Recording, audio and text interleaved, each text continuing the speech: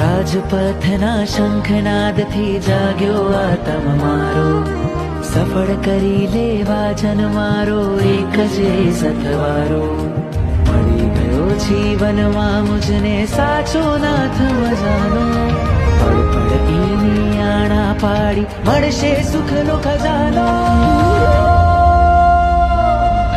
સ્વામી તમારો થઈને જીવીશ